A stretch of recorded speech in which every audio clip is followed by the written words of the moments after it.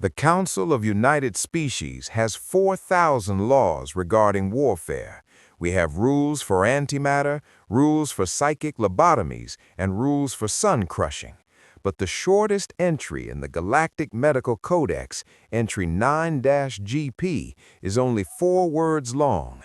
Never make them bleed. I am Dr. Velax, Chief Medical Xeno-biologist for the Orion Sector. I have spent 3 centuries studying the biology of the galaxy. I have seen creatures that breathe fire and plants that think, but nothing prepared me for the day a human private was brought into my medbay with a ruptured capillary.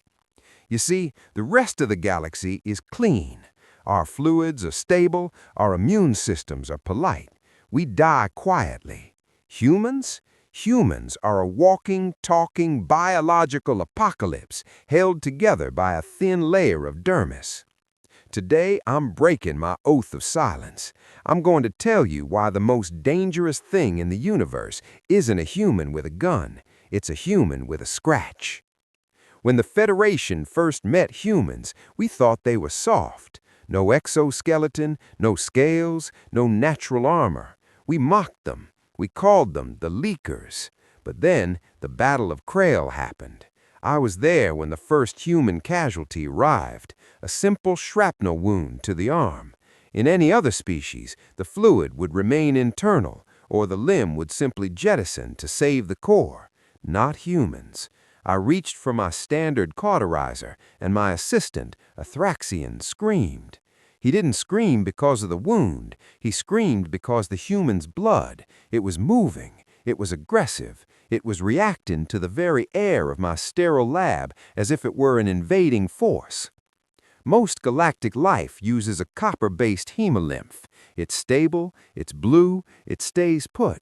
Humans use iron, hemoglobin. Do you have any idea how volatile iron-based oxidation is? Their blood isn't just a transport fluid. It's a high-pressure, oxygen-rich chemical soup. When a human bleeds, they aren't just losing life. They are releasing a corrosive oxidizer into the environment. Their very chemistry is a death trap for aerobic life forms not tuned to their specific violent frequency. But the chemistry is the least of your worries. Let's talk about the invisible army. When you puncture a human, you aren't just opening a pipe, you are triggering a total war protocol.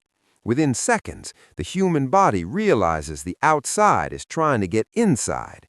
Their blood begins to clot, a process of rapid molecular self-assembly that would take our best nanotech hours to replicate. But it's what's inside that blood that should terrify you, the white cell legion. I watched a single leukocyte track down a local bacterium. It didn't just eat it, it hunted it. It dissolved it with acid. It sacrificed itself to create a toxic zone where nothing else could survive.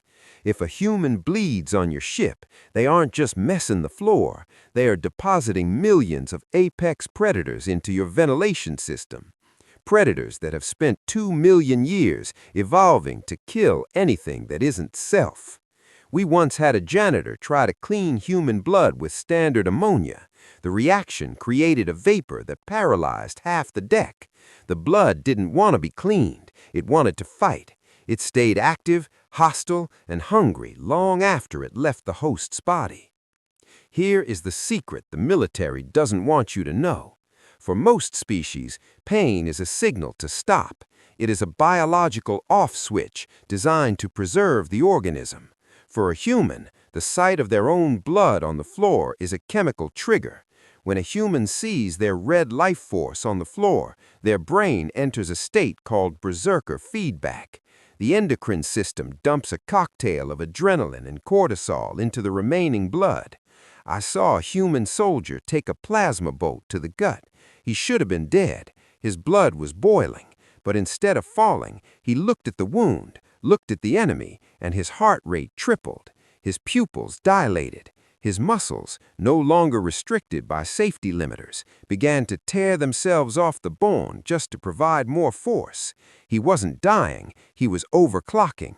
His nervous system had bypassed every evolutionary failsafe to turn him into a singular, focused engine of destruction.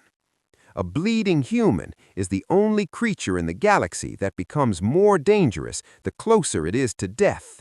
You haven't seen terror until you've seen a leaker smiling at you with blood on their teeth, knowing they only have seconds left and intending to spend every one of them ending you.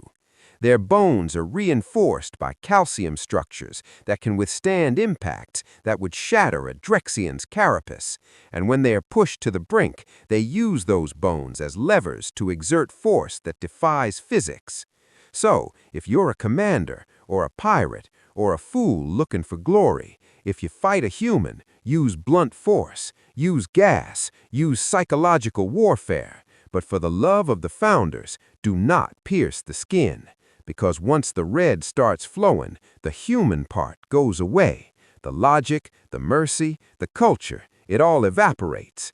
All that's left is a biological engine of war that doesn't care if it lives, as long as you die first.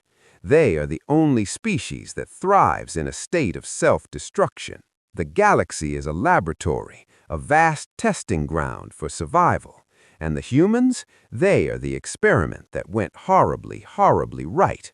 They were forged on a death world where everything wanted to eat them, so they evolved a fluid that fights back even when it's spilled.